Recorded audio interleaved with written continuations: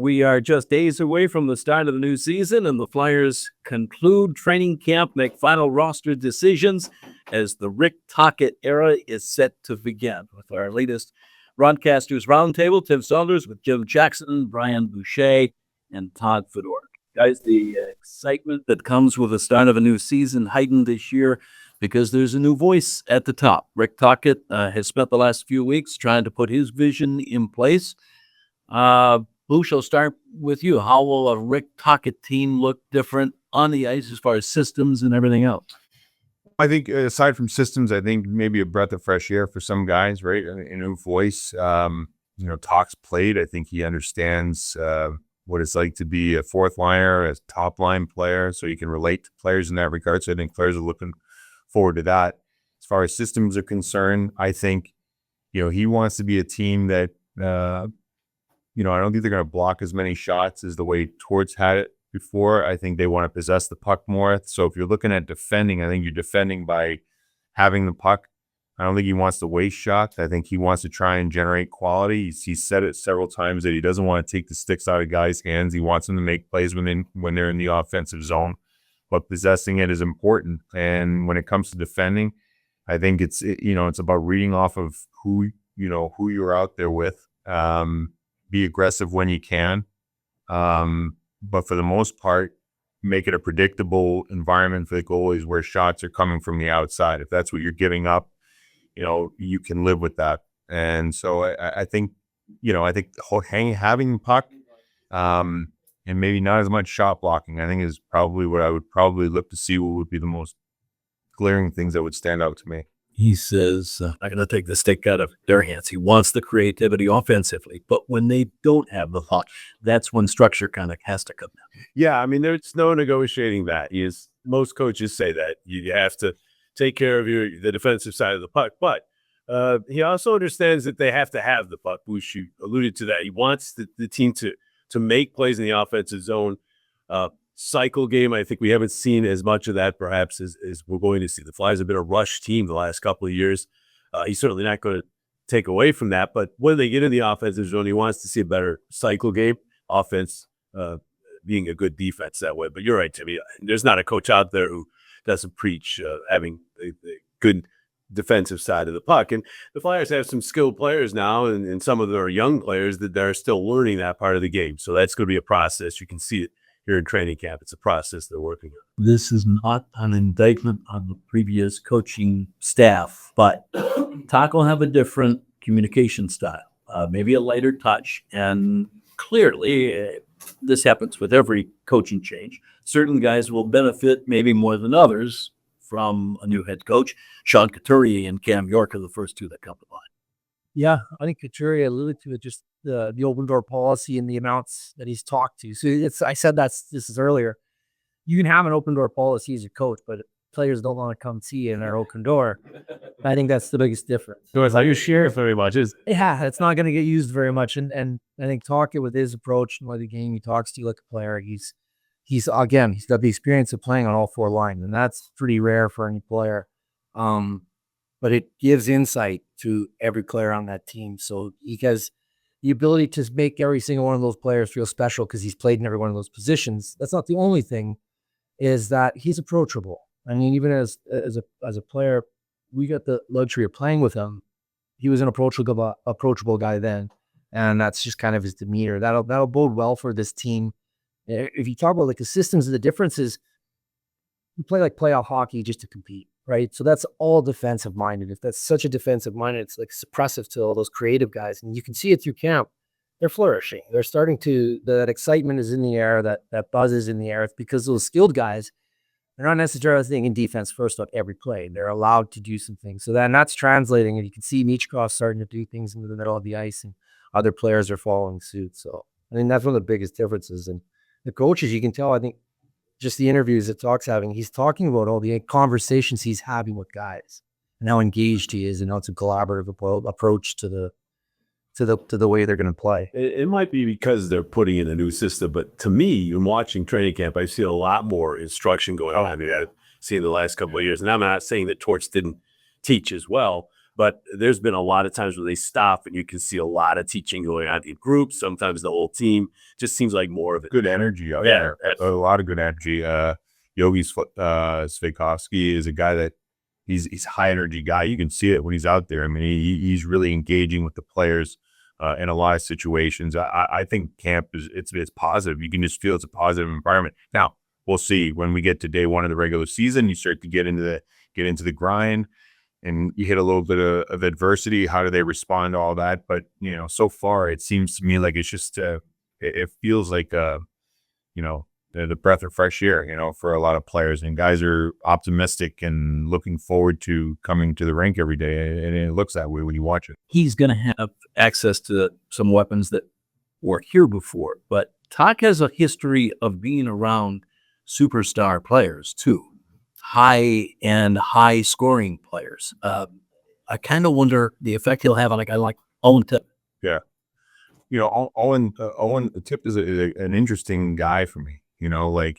Love his game. Like, there's so much that I love about his game. I love his speed. I love the fact that he's physical, and it seems like when he generates chances, it's oftentimes the work of himself. Like, he's been able to beat 1, 2, 3 guys to get. But the one thing that I would say is, like, how does he fit in with other line mates? How does he, I'm curious to see what Tocc's approach is going to be with a guy like Tipp, and where does he fit into this puzzle with who?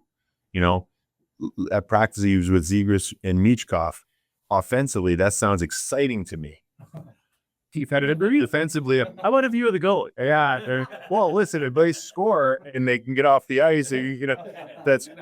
I'm joking, but like, it's interesting to me. And you're right. Tock has had some high-end players that he's coached before. You think about him in Vancouver, he had Quint Hughes, wildly offensively talented defenseman. In Pitt, he had Sidney and Gino. And, Malkin's a guy that's an interesting guy as well. He seemed to be a bit of a temperamental guy. Like, how do you keep him happy? How do you keep him going? I don't think you have to worry about Crosby so much because he's a true pro.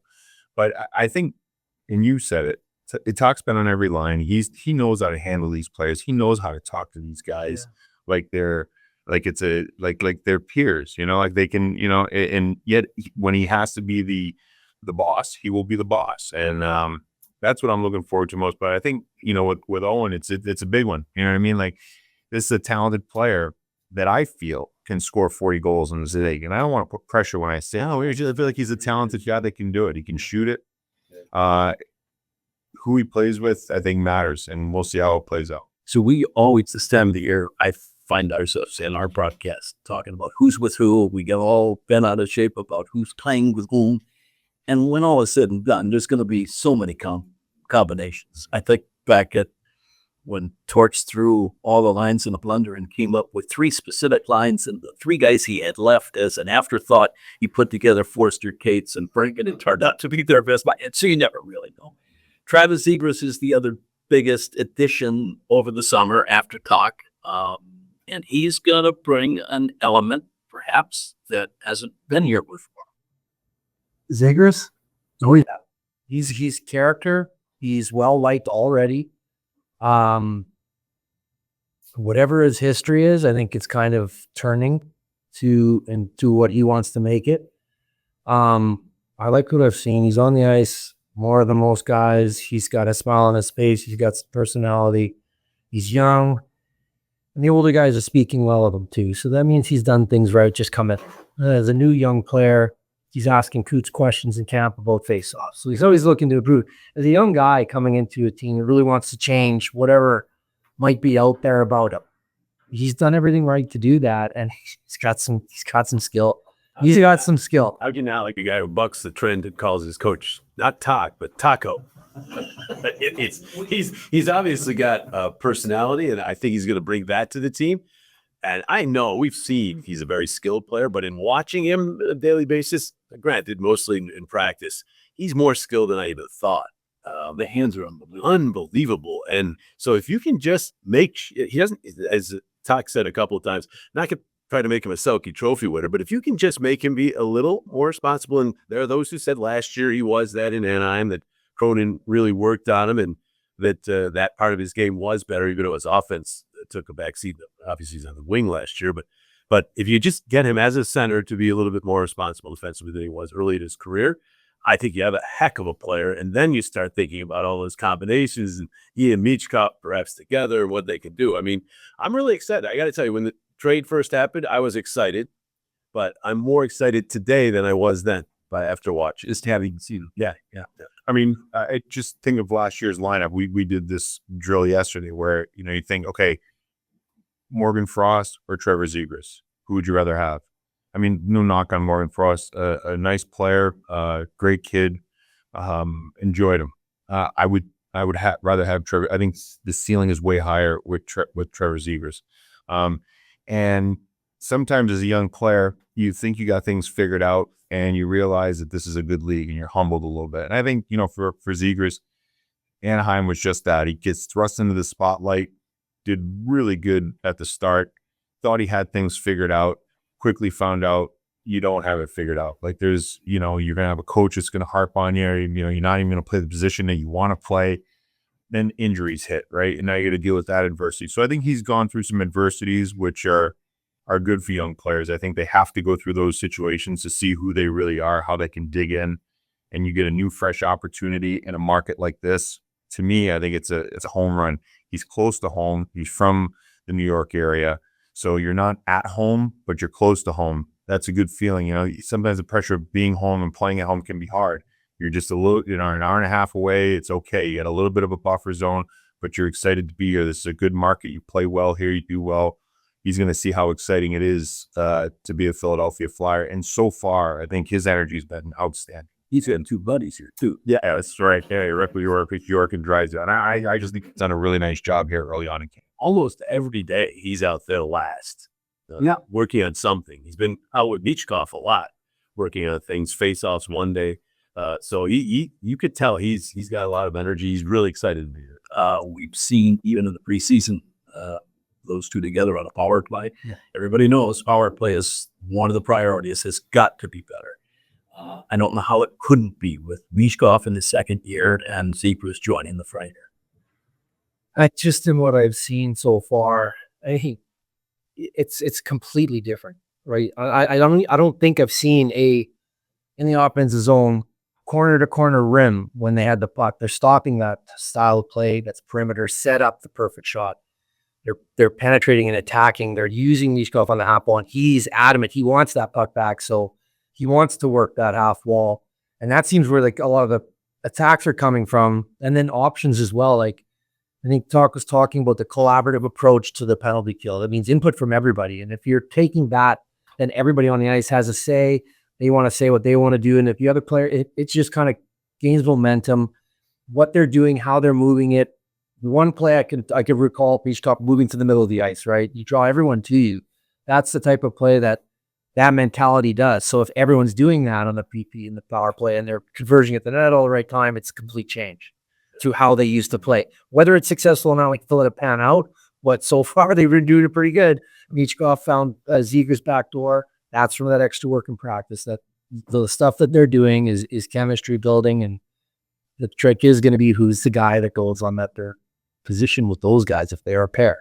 Todd made reference to some of the analytics, specifically on the power play and where goals are scored from. And the Flyers were not very good at scoring from the dangerous areas in front. He talks a lot about attacking the middle of the ice. That might be the biggest, most obvious difference. Now you get two skilled players that can make plays to get to the middle of the ice. We saw it in the preseason game here at home against Boston. Michkov was able to escape a checker along the outside of the ice and got to the middle and then made a beautiful feed to Zegras. So you need skill to be able to get inside, and then you got to have the ability to make a play to get it so you can finish. So yeah, you're right. They got to get to the harder areas. But when you add a guy like Zegras, you're adding a guy that just has tremendous creativity and the skill to go along. You can be creative, but if you can't pull off play, what good is that creativity? He can do both. And I think the other key to the power play is going to be the continued growth and development of Jamie Drysdale. How can he take another step? Does he finally get to the point in his game where it's comfortable? You're right. It seems like at times he's got it, and then it's like, okay, what's next? We got to get to the point where he's got it. He sees it, he executes it, and he knows that there's a couple of different outs. It's just not like the quarterback who like looks and sees the one play and then he gets sacked. He's got to be able to improvise and find option B, option C. Or more of a Holmes. Yeah, a little bit more Holmes. Yeah. So I think, once we get to that and the skill that you've added in Zegras, now you've got a power play that's got some real talent. Now, on some of the power plays, to tip it, that front, that's intriguing to me. I like it. Yeah, I like it. So far in the preseason, this is no guarantee this is what we're going to see in the regular season. He's had Drysdale as the quarterback of the first unit, and Sanheim and York both working on the second. I'll be interested to see if that carries over. I want to see Cam York. I really do. I mean, this guy ran the power play for one of the most successful U.S. junior national teams, and he also ran the power play Michigan. I mean, he can run the power play. He never really got an opportunity in the last couple of years. I mean, a couple, but not enough. I don't think he's a guy who's going to be back there with a big slap shot, but I do think he's a guy who can distribute the puck. He's very smart. He's crafty. A different way than Jamie Drysdale. Jamie Drysdale has a ridiculous skating ability. And Cam's a good skater, but he's not as dynamic as Jamie. But Cam has a way of making plays. And Sanheim's not really had a lengthy trial on the power play either. Maybe both of them back there. You have 2D back there, which is something you don't see as much anymore. Second unit, you do occasionally. But I'm really interested to see if Cam York can take advantage of that up. Sometimes players have a better feel, obviously, of what is going on in the room, right, and their teammates. And I've had several players tell me, if there's a guy in this room that's ready to break out, it might be Cam York. Yeah, I think so too. I think with his pedigree coming in, look, you could do it at the younger leagues, right? And you're that guy in the younger leagues. It's the NHL's job to make them that in this league as well, right? If they've got all those accolades, and so they get drafted, that's how they get picked up and scouted. Didn't see any of that. It's suppression all the way around last year. Wasn't even given opportunity for whatever reason. Well, he was banged up too. Shoulder injury. Yeah, the shoulder injury. And this year, from the start of camp, you get a little bit of vote of confidence from the coach. That's by design. I'm going to give you the reins. I want to see what you can do. And I think Tocchet alluded to that a little bit. And, he's provided. He's jumped up into the play more in the preseason games we've seen. And then in camp, he's doing more stuff and a little bit more vocal on the ice. And he's a little bit lighter. He's got his buddies with him now. So he's going to, the pressure's on him this year. He wanted to take on more last year, it seemed like. Wasn't able to or wasn't allowed to, but this year he's going to get full.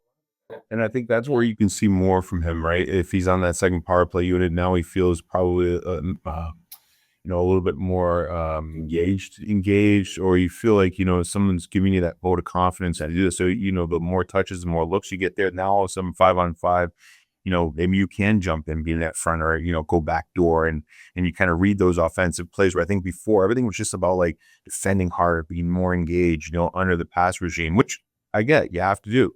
But I don't want to discount the fact that he got banged up in Washington last year, right? And from there, he just wasn't the same Cam York that we saw the year prior. Right. Now he's armed with a new contract. He's got the full confidence of the organization. Another step for him, I think, is it's coming. There's no question the face of what they're building is Matvei Michkov. So what are reasonable expectations in his second year? Clearly, he's going to be better prepared for the grind of the NHL. It's a tough year, that second year, though. It's a tough year because I think, other teams figure you out. I think young players do this often. I know I was guilty of it. You think you got things figured out and you just don't. This is a very good league. But then it's a fine line. You don't want to put too much pressure on yourself to now you're gripping it. I don't get the sense that he'll be that guy. He's a hungry guy. He's a competitive person, but make no mistake, teams going to be ready for him. They are going to be ready for him. So that puts, a little bit more, importance on his line mates, whether it be Zegras. If Zegras is his center, right? To make plays, to make sure that you get him the puck and start to, and get him the confidence so that he can bury a few early on and kind of get the ball rolling in the right direction. But all eyeballs are going to be on Michkov, right? Because they know he's their biggest threat offensively. And I totally agree with all that. But my hope is that we go back to the power play. If this power play is 17th, 16th instead of 30th, his numbers are going to be way higher. Yeah. So, and also I think he's the type of player, most of the offensive players are, that feed off of that. Yeah. So it might help the rest of his game. But I totally understand what you're saying, Al. Almost every rookie, Macklin Celebrity is going to have this too. It has a great first year. Lane Hudson's really going to have this. Yeah. You think it's, you trying not to, but players talk about it the next year. You've done this. That after your second year, you realize, I kind of thought everything was going to be the same, and so it was automatically there for you. And that's not going to be the case. It's going to be tougher. So hopefully he's ready. You know what I find is, like, not trying to interrupt, but like your first year, you have this excitement to go to all these new buildings. Everything's new. So you have this this energy that you can't explain. And then your second year, you kind of like, it's a little bit of a decompress a little bit. But I also get the sense, with the way that Calder trophy voting may have gone, I wouldn't doubt if this guy has a chip on his shoulder and he's ready to prove who's going to be the better. Oh, for a fact, he was watching it. Yeah. Yeah. I think that perfectly leads into the point of, like, those top guys, the special players that are in this league. What Bruce was talking about, the second year slump and things like that, that's kind of standard. It does happen. It is a lot harder. The newness of everything isn't there. The energy isn't there. But those top players embrace the challenge. They want to see those guys. If everyone's coming after them, they relish in that. They want to be the targeted one. Come at me. And I think Michkov has that chip on his shoulder. Yeah, he wants to be and he said at the end of the year, like, I really like this about him. I want to be the best in this game at everything. And he needs to, like, keep he's not lying. If he got that, he's got that in his game. And I think it'll be an exciting year because of that element. Is he going to be that guy that can just take it all and then still produce? Schedule's going to be hard for him too. I think, the condensed schedule, like, the games are going to come fast and furious. There were times last year before the Four Nations, Middle of the season, he looked a little tired, and it's normal, right? It's a big schedule for him compared to the KHL. So it's going to be important that, he takes care of, his off days and make sure that he gets the rest that he needs so that he can have that jump. He's going to get a nice break in February with Russia not competing in the Olympics. So he's going to get that break, but in that condensed portion, there might be some tough days. There were even times, the back-to-back games, where he wasn't quite as good the second game, and late in his shifts. That's something we'll watch early this year to see if he's able to, he wasn't always really overstaying his shifts occasionally, but it was just in a regular shift toward the end of it, he wasn't quite as effective. So that was it. I mean, I know he had a workout regimen. I know that's what they worked on all off season. So hopefully they're not finished products when you get them. It's a work. on an injury front, some good news. There was a little bit of a concern that Tyson Forster would not be ready for the start of the season. Suffered an injury in the World Championships, and then an infection set in. It appears, by all accounts, that he's ready to go. I said earlier that we don't get too worked up about who's playing with whom, but he was so good with Cates and Brink. I don't know how you don't automatically start that way. Yeah, that's a line that I think, especially with Tocchet, seemed to allude to the two-person, the pairing, right? And then we're that third guy in there. But even the coaches that are like that still have one line that is their solid line, that they are their go-to. And the best thing about that line is that can be your go-to defensive shutdown line that wastes a lot of upside and almost more upside on the offensive side. So that's a big weapon that I don't think you can break those guys up. Or is clinical. Oh, it's just unbelievable. I mean, When they win pucks, they'll hang on to pucks. they're just, if one's starting to lose a battle, the other one's there. It's just unbelievable. But it makes you wonder. I mean, when you have like that trio that I talked about earlier with Tippett, Zegras, and Michkov, what if you had Forster? And what if you put Tippett? So I know what you're saying, because it was such a good line last year, and the analytics support all of it, and the eye test supports all of it, and I'm on board with it. But when you're trying to fit the pieces to the puzzle, it's gotta somehow all work. And I just I'm keeping an open mind with all of it to see where it all fits. I love Tyson Forster, and I think his experience of the World Championships was invaluable for him to be around some of those big time players in Canada. This is a guy that a lot of players want to play with, and that's a credit to how smart of a player he is and how good he is. So every year you go camp and inevitably somebody's going to come out of the weeds and surprise people. And to me, the two guys that come to mind, at least weren't on my radar as far as making a strong case to make this team, are Adam Yinning, the defenseman, and forward Rodrigo Abels. We saw Abels a little bit last year, but man, he's played every preseason game and he's been really effective. Yeah, I mean, the only thing against him is that he's not in the same category as young players because of his age.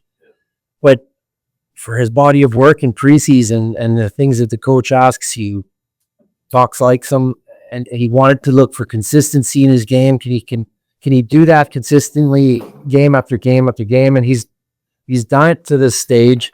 He's kind of earned his place in that position. And yeah, he wasn't necessarily on the radar. But his position at the end of the season was one you could put on the docket for something to be taken from another young player. And he came back faster. He came back in shape. He's interviewed a couple times with mindsets right in it. He wants to make this team. I think that element is what's also attractive about Rodrigo Abels, is that late kind of narrative to his development as a player, coming overseas, doing it in the minors, and then having success here. There's something behind that too. I think you want that guy on your team. So he's done everything right in that regard. And then Yinning. Sorry. Last year he told us Yinning. This year when him this up. You're winning. You're winning. Him, yeah, he's done well too. He showed up as like a just a standard structured D-man, big body, which is key. Like 6'4", they're looking for that a D-man that can wear players down. You can put out there after goals when you need that kind of solid defensive pairing. Probably looks like he might be ending up with Juleson. Who knows?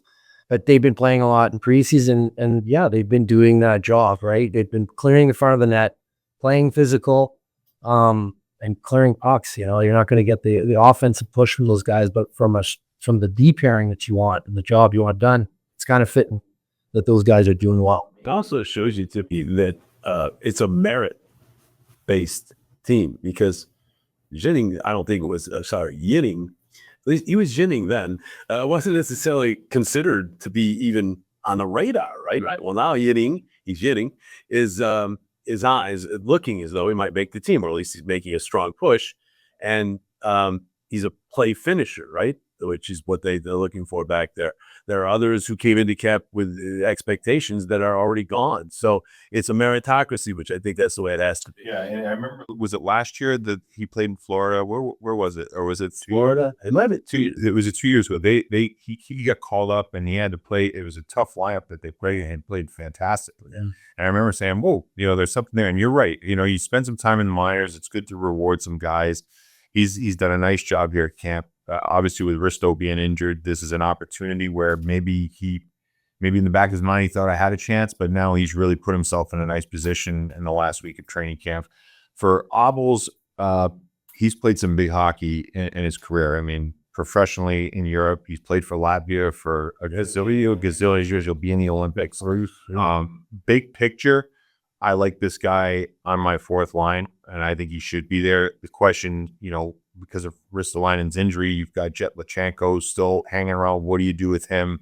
Short term, I think you got to give Lachenko an opportunity because you've got the games with 9 games before you have to make a decision on him. Right. But long term, I think Abels deserves to be here as a fourth line center, and it makes for a big line. He's a responsible player. You need that out of your fourth line. I have no problem with him. But that does lead us to the biggest question that has to be answered, is Lachenko. There's no question. His skating ability, he's going to be a really good player in this league. Is it now, though? There's a little bit of runway because they don't really have to make that decision definitively, finally, until he's played 9 games. Do you send him back to the OHL? Too young to play in the American League. If it were a year from now, they'd have that option, but it's not this year. You know how I feel about this. We've talked about this off, and I'll just say it. I mean, I think I don't want him on my fourth line. He's not a fourth line player. He shouldn't play 12 minutes a night. I get being here and the experience of being here, being around professionals. You can accomplish all that until mid-November. while Ristolainen is out, and you have that roster spot for him. So let him soak it in, extend his training camp because he was a little bit banged up before camp, and then get him down to junior, get him at the World Junior Championships, and get him to a team, because Guelph is not a very good team, get him on a team that is going to go to the Memorial Cup where he plays 22, 23 minutes a night, PK, PP, 5-on-5, 5-on, everything, every situation except goaltender. Get him out there because he needs the touches. To me, that's more important than being in the NHL playing on the fourth line. Now, if they ran into a gazillion injuries and now you move him up the lineup and he's playing in situations where he's going to be that guy down the road, different story. But as we sit here today, I say give him the runway of the 9 games and then get him back to junior. Because to me, those touches are just that ice time.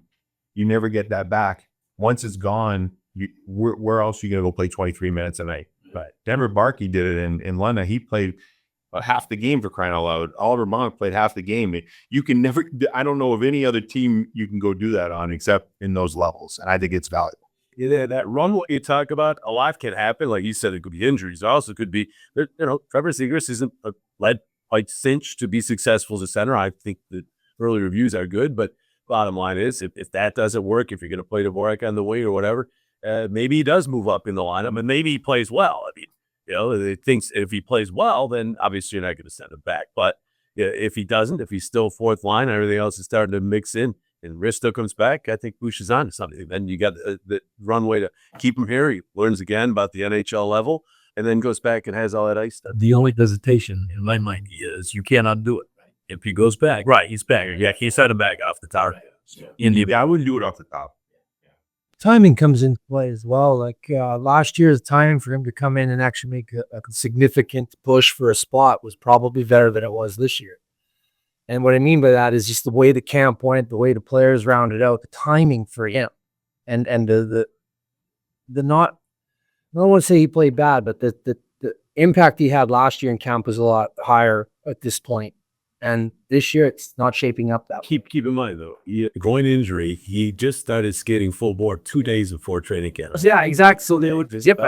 So for him, that's what I'm saying. The timing of the roster spot, he needs more of it, right, for it to line up. And that's why this runway, if there's injuries happening, the thing I think is important for like a kid like Jenko to understand is that he's in this position. Regardless if he goes back to the juniors and plays out that year, it's all the best position that you want. He's on the team right now, and he's bidding for that last spot. He's the guy in spot. So either way, he's got to take that approach as like, that's the situation that he is in. He's earned it, and he's got to take advantage of it regardless of what that outcome is. Because he could be a guy that works his way into the lineup. He's very close. He's very close. If you listen to what Todd says, they want him to be a little bit more assertive. They want him to shoot the puck more. Like, it's hard to do as a young guy when you're playing in a league where you've looked up to these guys that you're playing with to now be, give me the puck and I'm going to shoot it. I don't care who you are. Like, you're going to defer. You're going to want to make people happy because you're a good guy.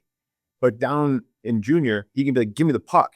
And then when he gets rid of it, go get me the puck again. It's just a different mentality. And if you want him to be that guy, I think the experience here with the runway and then back to junior, great World Juniors, Memorial Cup, all of it. And then he comes back next year and he's on this team, in a significant role. We'll see how it plays out. There's only one other name that I want to make sure we touch on, because going into camp, it was maybe a bubble. Nikita Grabankin looks like he has forced himself very much into the picture. I mean, he has done everything he needed to do. I mean, we went into this camp with 4 or 5 of the prospects you want him to what is they say, bounce or bump or whatever, to pop, I guess is the word. He has. Some of the others are not, and some of those are already on their way to Lehigh Valley. But Grabankin has shown me a couple things. That a lot of the scouting reports say he's not a great skater. I never noticed that. To me, they say the same stuff about Tyson Forster. He gets there, whether it's because he knows where he's going or what. I don't see him as a poor skater at all. I see him as a guy who gets there. He wins battles, goes to the dirty areas. He's got to learn about puck management a little bit. All young players do, but really excited about the prospect of how good that trade could end up turning out for the Flyers. They gave up a character guy. We all love Scotty Lawton. He's definitely going to help any team he's on, but to get a first-round pick and possibly another player who could be a significant player, that's a good trade. So it's starting to look good already. But he looks good. It'll be fun to watch him. We've seen him play on lines with top players. We've seen him play the fourth line. That's another thing about him that I think has really helped his cause. I think he can play anywhere up and down the lineup, but as far as which line, he's obviously a winger. But as far as what level he plays on, first line, fourth line, third line, I think he can play any of them. So that I think has helped. And we've rattled on for 35 minutes. Wow, we talk goaltending. No goaltending. Bush is going to walk out. Is there any question they've upgraded the position just by the addition of Dan Vladar, the backup situation to Sam Harrison? They've got confidence that Harrison's going to be in for a bounce back year, but Vladar is an upgrade in himself. Yes. Vladar is an upgrade over Fedoruk and Kolosov from last year. And I think Sam can be an upgrade to himself if the workload is at a certain level. So it's important that Vladar plays well so that he can get a certain amount of starts that, allows for Sam to be in that sweet spot. And I think we'll see more quality starts from Harrison. But I think Vladar, a lot to like about him. I think he's got good size. Looks like he's got good athleticism. We'll see as time goes on how his reads are, but he looks the part to me. He looks like he's ready to take the next step in his career. And in Calgary, I know that they signed Dustin Wolf to a long-term extension, and that was well earned for that kid because he had done everything he could possibly do in the American League. And even though he's smaller, he's a battler, and he's a smart goaltender. You talk about reads at that size, you have to read the game well. But Vladar got a lot of tough starts last year. Like a lot of them were like the 3 and 4, the back-to-backs, not putting them in situations to really succeed. So let's see with, a little bit lighter travel in the East, maybe put him in some good spots, and maybe he can be a guy that wins you some games. Funny thing, Bush, about goalies, especially big goalies, some of them don't look all that big, even if they are big. And some, like Henrik Lundqvist wasn't that big, but he looked big. Yeah. Vladar looks huge. I mean, when he's in Boston to Calgary, I just never noticed that. Yeah. He looks huge in the net and composed. He's been really good. I don't know whether that means this is now a split anymore, or is it 1-1A, or how it works. But I think any way you look at it for Sam, it's good because it's going to be where he doesn't have to play 10 in a row. And where when he doesn't play, it's not like there's a big drop off. So it should make for it. He's making the playoffs in the East. It's not going to be easy. Obviously, that's the goal. I think management's quick to point out that doesn't define whether it's a step forward or not, whether they make it or not. But the players in the room have every intention of doing so. No, I think there's a little bit of fire in the bellies of the players that the expectation might not be there for them to make the playoffs, but I'm sure that there's a feeling that they got that they can probably get in. And yeah, it will be tough. It's gonna be a nice surprise, I think, for the fans in Philadelphia if we get in. But to say that they're not believing and thinking that they can, they're gonna take that with them, I think, into the season and really go for it, try and make it. Well, listen, if goaltending is better, if the power play, like you talk about, is better, Michkov takes another step. The Cates trio, if they stay together, they continue to get better. York has a year where there's a lot. I think a lot of people are not paying attention to the Philadelphia Flyers because they're a sexier teams maybe to pay attention to. But with all what I just said, if it improves, this team can compete. The Metro is not all that strong. I mean, you're looking at Carolina as a class, in my opinion. Then New Jersey. Yeah. And Washington, maybe. Oh, really? I mean, I don't know. I know they were on. It was a beautiful run for them last year, in a year where Obi was on the chase. But I'm not sold. There's a lot of questions. Yeah, it's just questions. So I'm just saying that there's a chance if things go the way that I just laid out, and guys do what they're supposed to do, and there's improvement in a lot of areas, they could be third in the Metro. And you're saying that without goaltending going to 920. Goaltending going to 898, 900, right? Say percentage. I mean, at 900. Yeah, and power play, instead of being 30th, being 20th or 17th, something like that. Yeah, I think that kind of improvement would be enough. Player. October 9th in Florida, the Flyers are going to start the regular season against the Stanley Cup champs. Home opener, 4 nights later against the same Florida Panther team. And I think the Flyers are ready to hit the ground running. There'll be no Barkov and no Wolfenstein, right? Yeah. It's about getting them at the right time, right? Yeah. You got Carolina and Winnipeg in that text the first 4 games too. So, but then the Flyers are home largely for October, so they could make some hay in October. That's our latest Flyers Broadcasters Roundtable. Already? For Jim Jackson, Drew What? Was it 40 minutes? Brian Boucher, Todd from Saunders. Enjoy the game.